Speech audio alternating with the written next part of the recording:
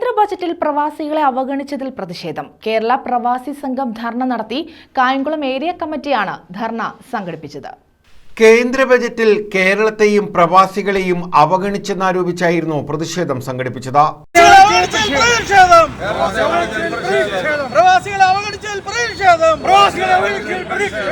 കേരള പ്രവാസി സംഘം കായംകുളം ഏരിയ കമ്മിറ്റിയുടെ നേതൃത്വത്തിലായിരുന്നു പ്രതിഷേധം. ജില്ലാ സെക്രട്ടറി മോഹൻകുമാർ ഉദ്ഘാടനം ചെയ്തു.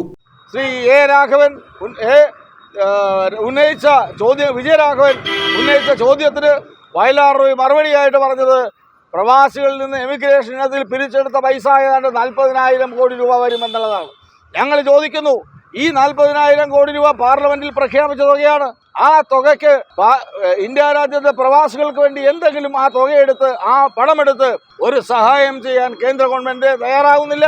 അല്ലെങ്കിൽ സുഖമില്ലാതെ വരുന്ന പ്രവാസികൾക്ക്, അല്ലെന്നുണ്ടെങ്കിൽ പ്രവാസിയുടെ പുനരധിവാസത്തിന് വേണ്ടി, അല്ലെങ്കിൽ ഒരു ക്ഷേമ പെൻഷന് വേണ്ടി എന്തെങ്കിലും ഒരു നയാ പൈസ ആ ഫണ്ടിൽ നിന്നെടുത്ത് ചെലവാക്കാൻ എന്തുകൊണ്ടാണ് കേന്ദ്ര ഗവൺമെന്റ് മടി?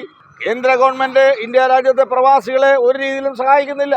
ശത്രുക്കളെ പോലെയാണ് കേന്ദ്ര ഗവൺമെന്റ് ഈ ഇന്ത്യ രാജ്യത്തെ പ്രവാസികളെ കാണുന്നത്. ഏരിയ പ്രസിഡന്റ് ജേക്കബ് കുട്ടി അധ്യക്ഷത വഹിച്ചു. നാട് കടത്തിയ ഇന്ത്യക്കാർക്ക് വേണ്ടി അനുഭവിച്ചത് വെറും ചങ്ങലയിട്ട് കൊണ്ടുവന്ന കാലികളെ കൊണ്ടുപോകുന്ന പോലെ കൊണ്ടുവന്ന ആ രീതി നമ്മുടെ പ്രവാസികൾക്ക് ഏറ്റവും വലിയ ശക്തമായ ഒരു താക്കീത് പോലെയാണ്. ഇതിനെതിരെ പ്രതിഷേധിക്കാൻ നമ്മുടെ ഇന്ത്യ രാജ്യത്തെ ഒരു സംഘടനകളും മുതിരുന്നില്ല. നമ്മുടെ പ്രവാസി സംഘം ലക്ഷക്കണക്കിന് കോടിക്കണക്കിന് രൂപ ഖജനാവിലേക്ക് കൊടുക്കുന്ന നമ്മുടെ സർക്കാരിന് കൊടുക്കുന്ന ഈ പ്രവാസികൾക്ക് അനുഭവം ഇതുവരെയുള്ള പ്രശ്നങ്ങൾക്ക് പരിഹാരം കാണണമെന്ന് ഈ ധർണയിൽ കൂടി പ്രതിഷേധത്തിൽ കൂടി ആവശ്യപ്പെടുകയാണ്. ഏരിയ സെക്രട്ടറി സാബു വാസുദേവൻ, ഹരികുമാർ, ഷിബു, സുരേഷ്, ഗോപി, ശിവകുമാർ, അൻസിൽ, സജീർ, പ്രമോദ് കുമാർ തുടങ്ങിയവർ പങ്കെടുത്തു.